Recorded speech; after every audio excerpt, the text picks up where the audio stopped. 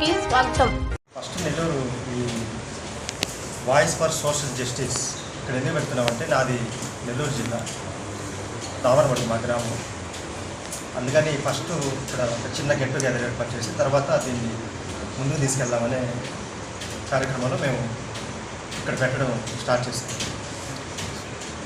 అయితే దీని యొక్క ముఖ్య ఉద్దేశం సోషల్ జస్టిస్ అంటే మీ అందరికీ తెలిసిందే, కొత్తగా చెప్పేది సమాజంలో ఉన్నటువంటి అసమానతలు కానీ ఏదన్నా ఇబ్బందులు అనేవి మనం ప్రతిరోజు మీడియాలో చూసేది.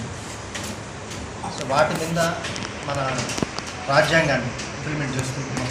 ఒక్కల బాధ్యతగా మేము కూడా దీన్ని ముందుకు తీసుకెళ్లాలని దీన్ని ఢిల్లీలో ఎన్సిటీలో రిజిస్ట్రేషన్ చేయడం జరిగింది. ఈ రిజిస్ట్రేషన్ నెంబర్ నుంచి కూడా అండ్ మా గ్రౌండ్ వర్క్ ఉండగా ఇవాళ ఫ్రెండ్షిప్ డే కదా, ఈరోజు దీన్ని ఇనాగ్రేషన్ చేసి లాంచింగ్ చేస్తున్నాం.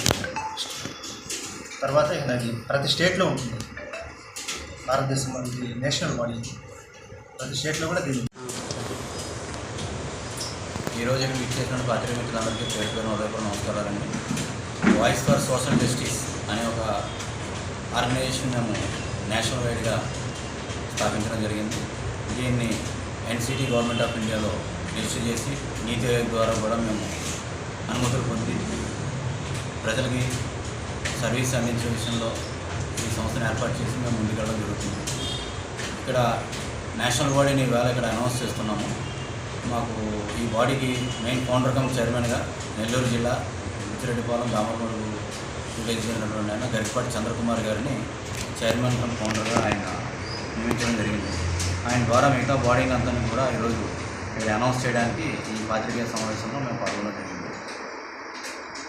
మా యొక్క ఆర్గనైజేషన్ యొక్క ముఖ్య ఉద్దేశం ఏంటంటే ఇక్కడ మొత్తం దేశంలో ఉన్నటువంటి అన్ని రాష్ట్రాల్లో కూడా ఈ వాయిస్ ఫర్ సోషల్ జస్టిస్ అనే ఆర్గనైజేషన్ విస్తరింపజేసి ప్రజలకి మంచి సర్వీస్ ఇవ్వాలనే ముఖ్య ఉద్దేశంతో మేము దీన్ని ముందుకు తీసుకురావడం జరిగింది. ఇన్ఫర్మేషన్ యాక్ట్ గురించి ఒకటి ప్రజల్లో అవగాహన కల్పించడానికి కోసం, అలాగే హ్యూమన్ రైట్స్ మానవ హక్కులు ఏవైతే ఉన్నాయో అంటే ప్రభుత్వ శాఖల్లో కొన్ని చోట్ల అధికారుల తీరు వల్ల చాలామందికి అన్యాయం గురవుతుంటారు. అటువంటి వాళ్ళు ప్రతి ఒక్కరు కోర్టును ఆశ్రయించలేరు. కాబట్టి మాకులాంటి ఆర్గనైజేషన్స్ ద్వారా మేము ఏదో చేస్తామన్నది కాదు, మా వరకు మేము ఎంతవరకు చేయగలం బాధితుల పక్కన నిలబడి మేము ఉన్నామన్న ధైర్యం భరోసా కల్పిస్తూ ప్రభుత్వ అధికారులతో వారి యొక్క పని విధానాన్ని చేయించి వారికి న్యాయం జరిగే దిశగా చేయడానికి మేము ప్రయత్నం చేస్తున్నాం.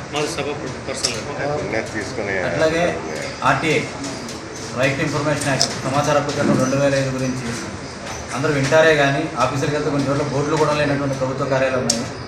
ఒక ఆంధ్రప్రదేశ్ రాష్ట్రంలో మొత్తం 84 డిపార్ట్మెంట్స్ ఉన్నాయి. వాటిలో చాలా వరకు కూడా ఈ ఆర్టీఐకి సంబంధించిన ఇన్ఫర్మేషన్ ఎవరు ఫైల్ చేసినా కానీ సమాచారం తిరిగి ఇవ్వడం జరగడం లేదు. వాటి మీద కూడా దృష్టి పెట్టి ప్రజలకి ఈ సమాచార హక్కు చట్టం 2005 అంటే ఏమిటి దాని మీద అవగాహన తీసుకెళ్ళడం కోసం, అలాగే ఇవాళ విద్యార్థులు కొంచెం తప్పుదోవ పడుతున్నారు. తల్లిదండ్రులు ఎంతో కష్టపడి పిల్లల్ని చదివించడానికి లక్షల రూపాయలు వెచ్చించి విద్యా సంస్థలు చేర్పిస్తే వీళ్ళు డ్రగ్స్, గంజాయి ఇటువంటి వాటికి బానిస అయ్యి తప్పుదోవలు వెళ్తున్నారు. వాళ్ళలో కూడా అవేర్నెస్ ప్రోగ్రామ్స్ అటువంటి చేసి కాలేజీల ద్వారా ప్రభుత్వం ద్వారా ఆ పిల్లలందరికీ స్వాగతం.